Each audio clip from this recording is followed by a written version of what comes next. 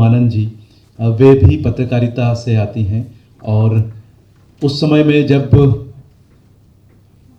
विकास और देश निर्माण के तमाम पहलू पर बहुत गहनता से पत्रकारिता को सोचने की आवश्यकता थी, तब से आप मैदान में हैं। सेंटर ऑफ मीडिया स्टडीज़ के साथ में आपने लगभग 1 दशक काम किया और उस दौरान उन्होंने कई संस्थानों के लिए स्वतंत्र रूप से काम किया, देश भर के विभिन्न हिस्सों में पहुंची और मुद्दागत पत्रकारिता को उन्होंने अपनी पहचान बनाई। ये कहते कहते मैं ये भी कहना चाहूँगा कि उन्होंने मुद्दों को आवाज़ दी, ऐसे मुद्दों को जो मैदानी क्षेत्रों में है, ग्रामीण क्षेत्रों में है, उनको दिल्ली तक पहुँचाना और व्यवस्था में बदलाव की राह बुनने का काम अनु आनंद जी ने किया है। मेरा मानना है कि ये बहुत ज़रूरी है कि किसी भी संवाद को बनाने के लिए उससे जुड़े हुए ग्राउंड लेवल से लेकर पॉलिसी मेकर तक के लोग जो हैं उस पर शामिल हो, तभी एक सफल डायलॉग, एक सफल बहस शुरू की जा सकती है और उस पर संवाद स्थापित किया जा सकता है। इसके लिए और दूसरी बात ये है कि मैं विकास संवाद का इसलिए भी, मुझे विकास संवाद के किसी भी प्लेटफॉर्म पे बोलना ऐसे लगता है कि जैसे I have come to my own home. आदरणीय किसान भाइयों और शायद किसान बहनों भी, मैं नहीं जानती, सिविल सोसाइटी के सदस्य, activist, grass roots workers, young innovators और मंच पर उपस्थित अन्य गणमान्य व्यक्ति, मैं आज बहुत ही संक्षिप्त रूप से एज ए कम्युनिकेटर, मैं पिछले कुछ सालों से इन्वायरमेंट कम्युनिकेशंस और इन्वायरमेंट से जुड़े हुए विभिन्न मुद्दों पर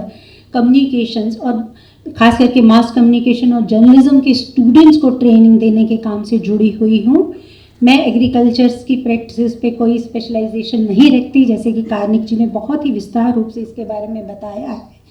लेकिन इन्वायरमेंट से जुड़े और सस्टेनेबल डेवलपमेंट प्रोग्राम से जुड़े हुए विभिन्न स्थितियों को मैंने जो मैं देखा, महसूस किया या जो मेरा एक्सपीरियंस है, मैं उस पर अपने अनुभव शेयर करूँगी।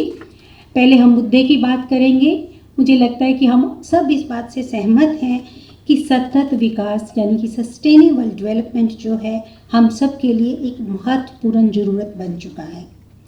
हम सब मानते हैं कि जलवायु परिवर्तन एक ऐसी प्रक्रिया है जो कि हमारे लाइफ के हर एस्पेक्ट्स को जो है प्रभावित कर रही है, चाहे वो लाइवलीहुड का मामला हो, फूड सिक्योरिटी की बात हो, हेल्थ की बात हो, एग्रीकल्चर की बात हो, हमारी पूरी लाइफ इससे अफेक्टेड हो रही है और हम सब का मेजर कंसर्न है। और वो मेजर कंसर्न क्या है कि हम सस्टेनेबल लाइफ कैसे जिएं, सस्टेनेबल डेवलपमेंट कैसे हो, हम क्लाइमेट रेजिलियंस कैसे बना जाए। सस्टेनेबल एग्रीकल्चर प्रैक्टिसेस हम सब के लिए इसलिए भी इम्पॉर्टेंट इश्यूज है क्योंकि मुझे लगता है कि लाखों लोगों की जीविका जो है आज इससे जुड़ी हुई है। लेकिन मेरा मानना ये है कि सिविल सोसाइटी के लोग हैं जो, वो इसमें उनकी क्या भूमिका है या क्या भूमिका हो सकती है ताकि कि वो सस्टेनेबल एग्रीकल्चर प्रैक्टिसेस की ओर या सस्टेनेबल लाइफ जीने की ओर आगे बढ़ सके। मुझे लगता है कि जो सिविल सोसाइटी है इसमें एक महत्वपूर्ण जो भूमिका है निभा सकती है। यहाँ उपस्थित विभिन्न राज्यों से आए हुए बहुत से सिविल सोसाइटीज़ के मेंबर जो है वो उपस्थित हैं और उन्होंने इस बात को सार्थक साबित कर दिया है कि बदलाव की पुरवाई जो है वो चल चुकी है। ऐसे कई लोगों ने जो है उनकी एग्रीकल्चर प्रैक्टिसेस की कहानियाँ जो है इस बुक में देखी जा सकती हैं, जो कि इस बात का खुला उदाहरण है कि अगर सिविल सोसाइटी, फार्मर्स, कम्युनिटी और एग्रीकल्चर साइंटिस्ट और स्कॉलर्स मिलकर काम करें तो मानसून के बदलते स्वरूप को, गर्म हवाओं को और बेमौसमी बाढ़ या सूखे की चुनौती को बहुत ही आसानी से निपटा जा सकता है। और यही मैंने कई स्थानों पे ऐसे कई जो है इनोवेटिव प्रैक्टिसेस देखी भी हैं। जैसे कि रिसर्च, सबसे पहले सिविल सोसाइटी क्या कर सकती है? मेरा मानना ये है कि सिविल सोसाइटी के लोग जो हैं या सिविल सोसाइटीज़ अपने आप में अगर रिसर्चर्स, साइंटिस्ट के द्वारा उपलब्ध जो नॉलेज है उसकी इंफॉर्मेशन को, और जैसे कि ऑर्गेनिक फार्मिंग कैसे की जा सकती है, क्रॉप रोटेशंस क्या है, क्रॉप डिवर्सिफिकेशंस क्या है और अन्य इको फ्रेंडली प्रैक्टिसेस क्या है, उसकी नॉलेज को जो है वो फार्मर्स के साथ और कम्युनिटीज़ लेवल्स के साथ और ग्रास रूट वर्कर के साथ शेयर करें। वो उनके बीच में एक बहुत बड़ा ब्रिज का काम करते हैं।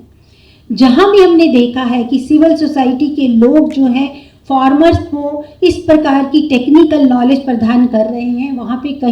कई जो है बेहतर प्रयोग देखे गए हैं। कुछ समय पहले मैंने हिमाचल प्रदेश के मशोबरा में देखा कि एप्पल्स को नेचुरल सस्टेनेबल फार्मिंग सिस्टम के माध्यम से प्रोड्यूस किया जा रहा था, क्योंकि यहाँ पे सेबों को एकदम मौसम की बदलाव की चुनौती सामने खड़ी थी। कभी बहुत सर्दी हो रही थी, लेकिन कई महीनों में सर्दी बहुत कम हो रही थी। सर्दी का जो एक्सट्रीम था वो कम होता जा रहा था, तो इसलिए सेबों की जो पैदावार है वहाँ बहुत कम हो गई थी। तो हमने वहाँ जाके फील्ड स्टडी की और देखा कि हमने पाया कि वहाँ पे स्टेट गवर्नमेंट के बहुत सारे इंस्टीट्यूट्स और सिविल सोसाइटी और फार्मर्स और एग्रीकल्चर साइंटिस्ट ने मिलकर काम किया और एक बहुत बड़े क्षेत्र में जो है सस्टेनेबल एग्रीकल्चर यानी कि ऑर्गेनिक सेबों की पैदावार की शुरुआत की। मेरा मतलब कि यहाँ ये बताना है कि ऐसी कहानियाँ हर जगह पे बिखरी पड़ी हैं। इसी प्रकार से उत्तर प्रदेश में मैंने देखा कि बाराबंकी में चाय और अन्य हर्बल मेडिसिन के उत्पादन के लिए छोटे छोटे किसानों को ऑर्गेनिक प्रोडक्शन के लिए मोटिवेट किया जा रहा है। और इसमें कॉरपोरेट सेक्टर भी शामिल था, इसमें वैज्ञानिक भी थे, सरकारी संस्थाएं भी थी, और ये सब ने मिलकर काम किया और एक जो बहुत 1000 एकड़ से कई बड़ी ज़मीन के ऊपर इन्होंने ऑर्गेनिक टी, ऑर्गेनिक मेडिसिन्स और कई हर्बल मेडिसिन्स को पैदा किया। उसको अब ऑर्गेनिक इंडिया फैक्ट्री के नाम से ये जो है जो इसके प्रोडक्ट्स है वो उसको बेच भी रही है। इसलिए कॉरपोरेट हाउस का भी इसमें एक बहुत बड़ा कंट्रीब्यूशन था। इसी तरीके से मिज़ोरम में हमने देखा कि क्लाइमेट चेंज के चलते जो किसान कभी सिर्फ फ्रूट्स, स्पाइसेस, फ्लावर्स, वेजिटेबल्स और मशरूम जैसे उगाते थे, उन्होंने अब ड्रैगन फ्रूट्स को उगाना भी शुरू कर दिया। यानी कि ये क्लाइमेट रिसिलिएंट क्रॉप है ड्रैगन फ्रूट, इसलिए उन्होंने अपनी क्रॉप्स को डाइवर्सिफाई किया। और क्योंकि उस वातावरण में इस प्रकार की जो क्रॉप थी उसको उगाना संभव था, नहीं तो मिज़ोरम में ड्रैगन फ्रूट्स का आज से पहले कभी नहीं उगता था। तो इस प्रकार के नए प्रयोग किए गए। इसी तरीके से नॉर्थ ईस्ट में कॉफ़ी, टी और बैम्बू प्लांटेशंस में कई नए प्रयोग देखे जा सकते हैं। इन्हें क्लाइमेट रिसिलिएंट क्रॉप्स को प्रोड्यूस करने में वे सिर्फ सफल इसलिए हो रहे हैं क्योंकि उन्होंने पॉलिसी मेकर्स के साथ, लोकल गवर्नमेंट के साथ, लोकल कम्युनिटीज़ के साथ और लोकल सिविल सोसाइटी के साथ ये सब ग्रुप्स मिल के काम कर रहे हैं। इसलिए मेरा मानना है कि ये कहना गलत नहीं है कि जो नॉलेज डिसेमिनेशन, जिसको कि कार्निक जी ने भी बात की कि नॉलेज सिस्टम को, नॉलेज से टेक्निकल नॉलेज को समझ के सिविल सोसाइटी के लोग जो हैं वो किसानों तक इस नो हो को पहुंचा सकते हैं। उनके लिए उनको कोलैबोरेट करना होगा वहाँ की स्थानीय संस्थाओं के साथ, स्थानीय पॉलिसी मेकर्स के साथ।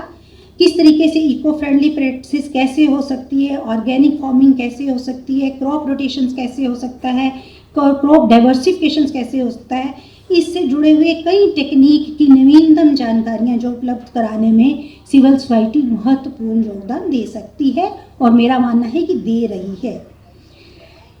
इसके अलावा मुझे लगता है कि समय समय पर सिविल सोसाइटीज़ को किसानों के लिए सस्टेनेबल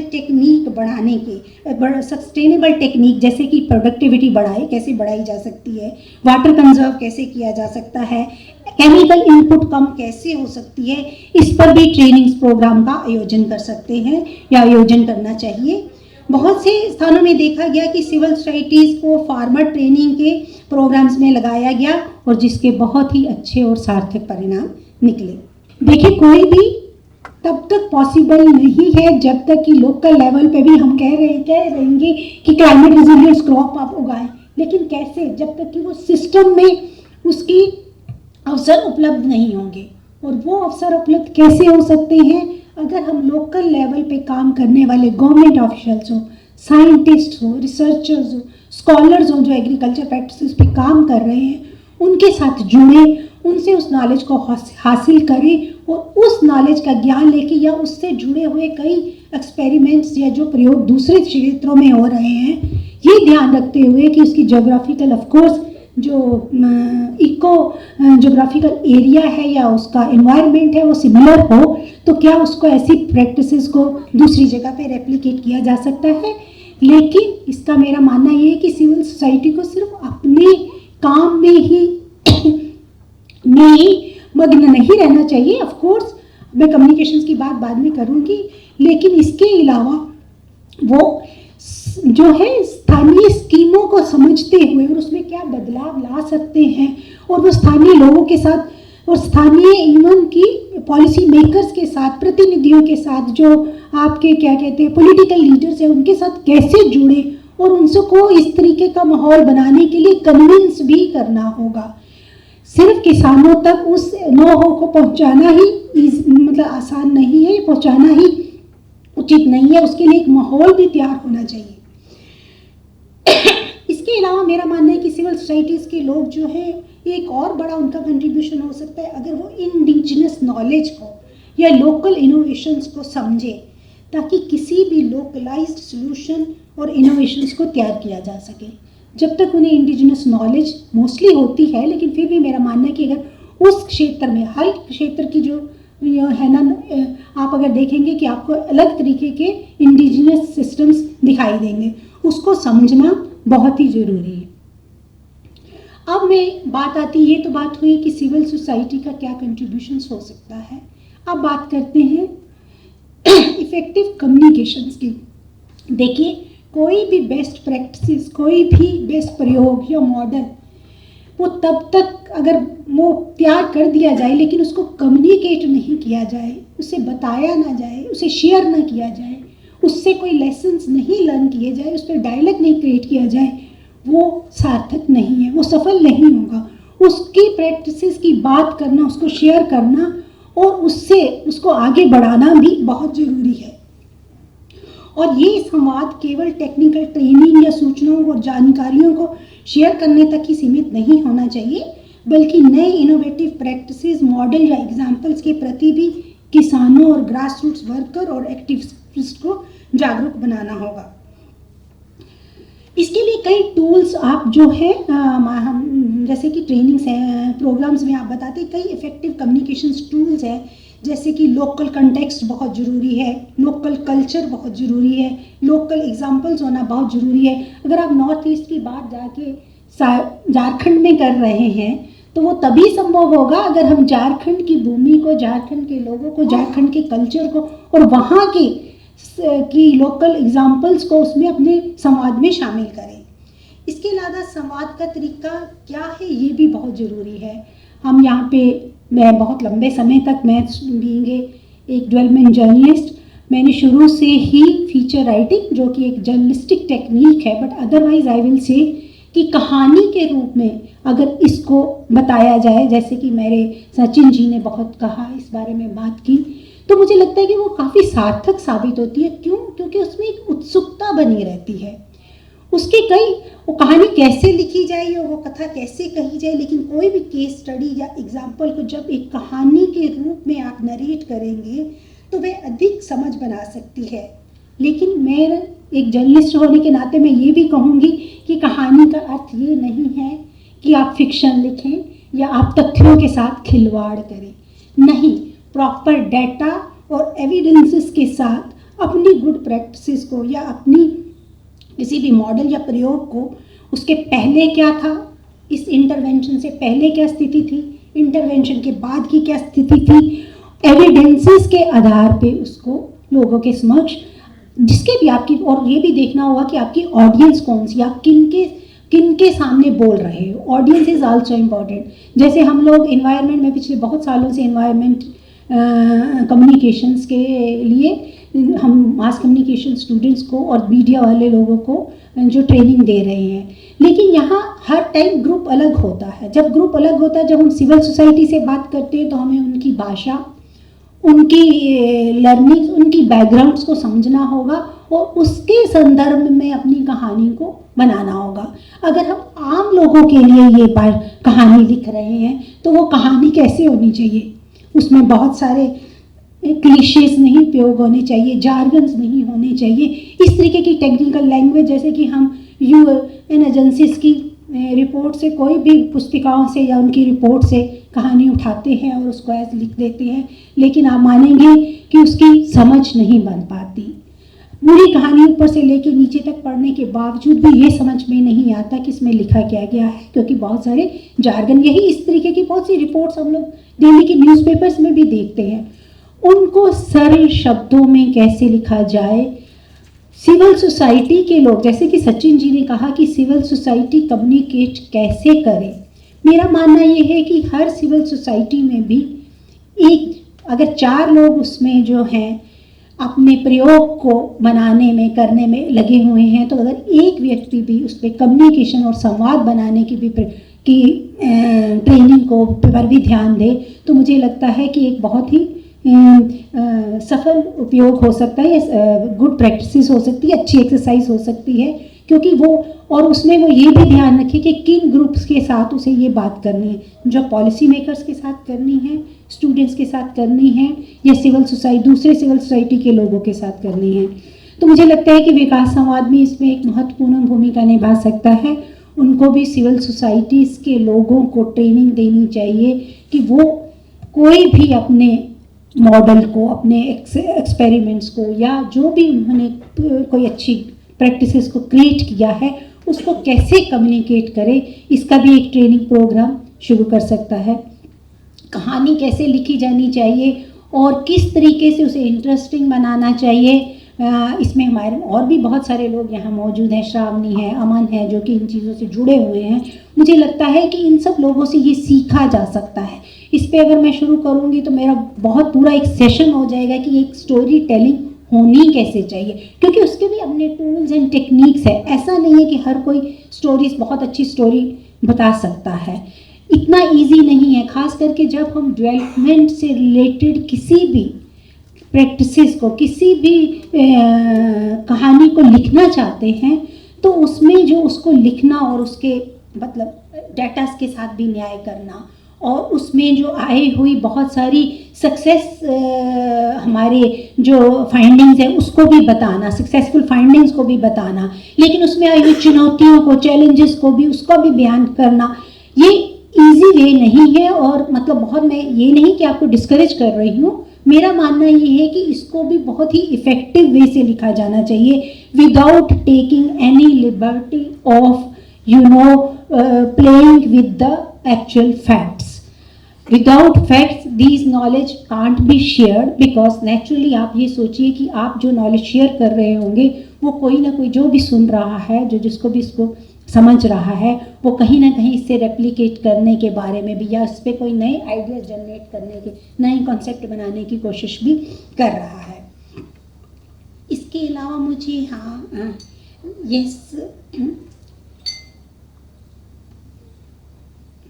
मैंने वो बात कर ली जो मैं चाह रही थी कि ट्रेनिंग सेशन और स्टोरी टेलिंग के ऊपर विशेष ट्रेनिंग सेशंस होने चाहिए। नॉलेज सिस्टम्स के ऊपर भी जो है समय समय पर नॉलेज सिस्टम नया देखिए आजकल के मतलब डिजिटल, मैं क्या बताऊं कि आजकल के ज़माने में जहाँ सोशल मीडिया है, ऑनलाइन प्लेटफॉर्म्स हैं, वो स्टोरीज़ को भी आप 5000 शब्दों की स्टोरीज़ को अगर आप लिख रहे हैं और ये सोच रहे हैं कि हर कोई इसको पढ़ेगा, तो उसको भी कंसाइज कैसे करें, संक्षिप्त में कैसे लिखें, या उसमें अगर आप बड़े लिख भी रहे हैं तो उसको संक्षेप में कैसे बताया जाए कि इमीडिएटली। और जैसे कि इसमें ऑलरेडी मुझे लगता है राकेश ने बात भी की है कि विजुअल मीडिया का इस्तेमाल कैसे किया जाए, क्योंकि रील का ज़माना है, तो रील के हमें ज़माने के साथ चलना है ना। हम भी जो फीचर लिखते थे 4-4 हज़ार शब्दों के, अब हम लोगों को, हमारे लिए भी चैलेंज है कि उसी को 200 के शब्दों में किस प्रकार से लिखे जो कि इमीडिएटली आपकी पोस्ट भी बन जाए या ऑनलाइन प्लेटफॉर्म पर भी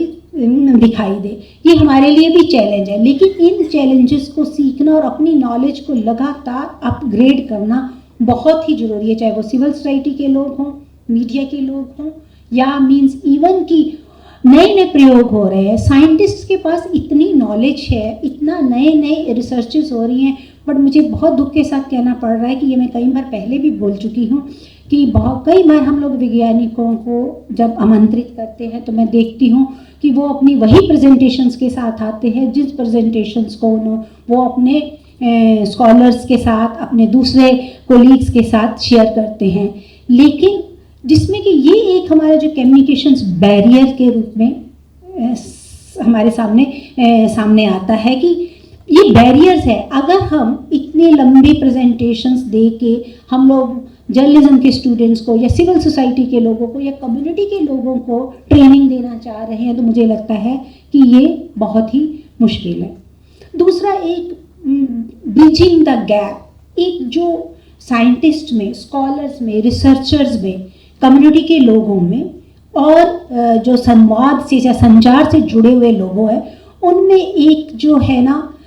गैप है, बहुत बड़ा कम्युनिकेशंस गैप है। उस कम्युनिकेशंस गैप को मतलब